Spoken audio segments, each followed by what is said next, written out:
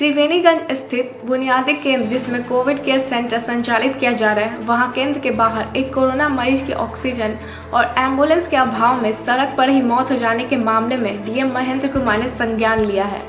DM रविवार शाम त्रिवेणीगंज के बुनियादी केंद्र में संचालित कोविड केयर सेंटर पहुंचे और घटना की बारीकी से जांच की, जिसके बाद डीएम महेंद्र कुमार ने बताया कि सीसीटीवी फुटेज देखने और मौजूद डॉक्टर और कर्मियों से पूछताछ के बाद पता चला है कि उक्त मरीज कोविड केयर सेंटर में भर्ती हुआ था। उस दौरान उसका ऑक्सीजन लेवल काफ़ी कम था, लिहाजा उसे ऑक्सीजन लगा दिया गया, लेकिन उसकी गंभीर हालत को देखते हुए उसे रेफर करके एम्बुलेंस आने का इंतजार किया जा रहा था। बताया गया कि मरीज के परिजन कोविड सेंटर में घुस गए और इलाजरत मरीज से ऑक्सीजन हटा दिया और उसे बाहर ले गए। मामले में क्या था? उसमें कल जो पेशेंट आए थे 12 बजे के आसपास, 12:08 से यहाँ पे भर्ती हुए, उनका SpO2 लेवल कम था, उनको ऑक्सीजन कंसनट्रेटर दिया गया था। ऑक्सीजन कंसनट्रेटर के साथ थे क्योंकि SpO2 लेवल कम था, तो उनको तुरंत रेफ़र करने की आवश्यकता थी।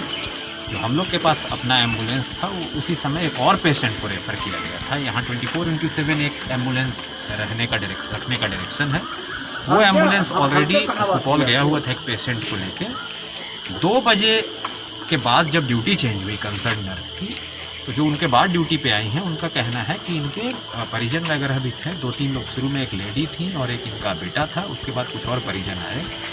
जो पहली गलती मुझे दिख रही है वो ये कि परिजन को कोविड केयर सेंटर के अंदर आने का कोई अधिकार नहीं है। ये एनफोर्स करना हम लोग की जिम्मेवारी है। तो जो मैजिस्ट्रेट और जो पुलिस बल उस समय अनुपस्थित थे, उन पर हम लोग तो कार्रवाई प्रथम दृष्टया करेंगे।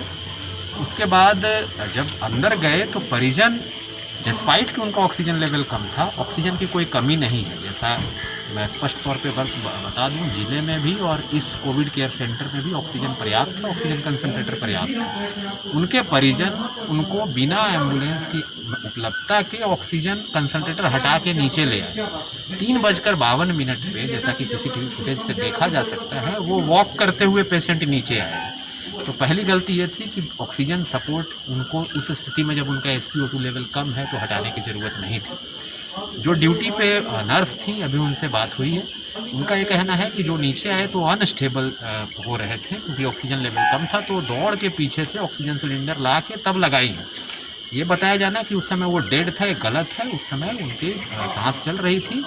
तुरंत जब एम्बुलेंस आया है, उसके जस्ट पहले इनको डेड डिक्लेयर किया गया है। तो 2-3 चीज़, जैसा कि मैंने पहले बताया कि ऑक्सीजन पर्याप्त है, बेड भी पर्याप्त है हम लोग के पास। परिजन कोविड केयर सेंटर के अंदर कैसे आए, यहाँ पे लूपहोल है जिसकी कि हम लोग जांच करके कार्रवाई करेंगे। दूसरा, इस अस्पताल में और अनुमंडल अस्पताल में 5 में से 4 डॉक्टर पॉजिटिव हो गए। केवल 1 डॉक्टर थे और 1 डॉक्टर जो थे वो अटेंड किए थे उस पेशेंट। APHC से हम लोग एडिशनल डॉक्टर को डिप्लॉय किए हैं। हम लोग ये चाह रहे हैं कोविड केयर सेंटर में 24/7 डॉक्टर यहाँ पे उपस्थित रहे, नर्स उपस्थित रहे रोस्टर के अनुसार। और कोई भी पेशेंट, वो कितने भी सीरियस हों, काफ़ी सीरियस पेशेंट को सदर हॉस्पिटल में ठीक ढंग से इलाज करके भेजा गया है।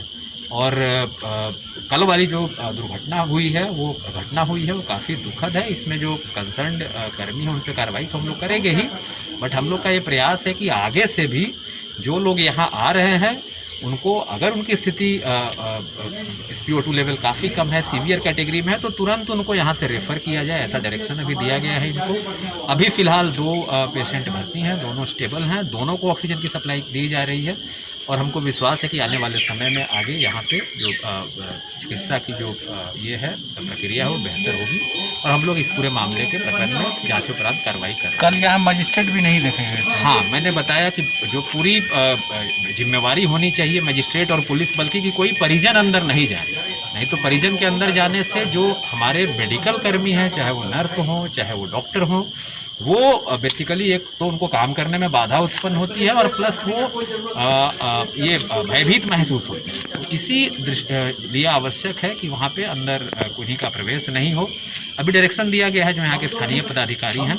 हम लोग बाकी भी जो DCHC है उसमें इस बात को सुनिश्चित करा रहे हैं कि कोविड केयर सेंटर और DCHC के अंदर आम जनों का, परिजनों का प्रवेश बिल्कुल निषिद्ध हो। और ये केवल सरकारी में नहीं, निजी में भी इसको इन्फोर्स कराया जा रहा है। तो भविष्य में ये घटना नहीं हो, इसके लिए हम लोग कार्रवाई कर रहे हैं और जो इसके लिए दोषी हैं उन पर हम लोग कठोरतम कार्रवाई करेंगे।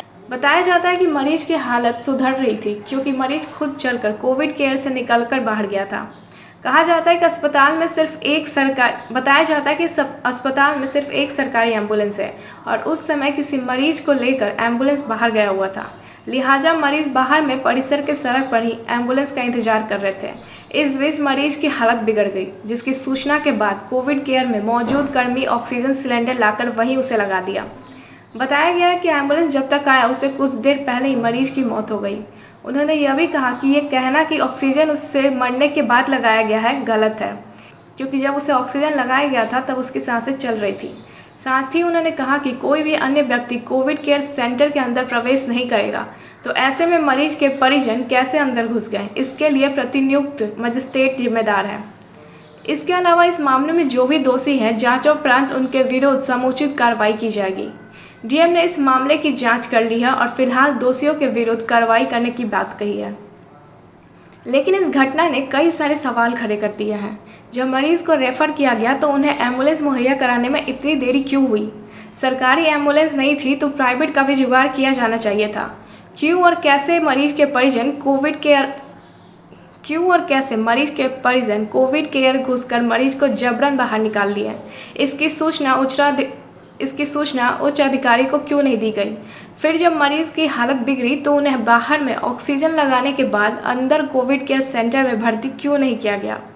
बहुत सारे ऐसे सवाल हैं जिसका उत्तर ढूंढने की आवश्यकता है, जिसके बाद मामला साफ हो सकता है कि इसके लिए दोषी वास्तव में कौन है।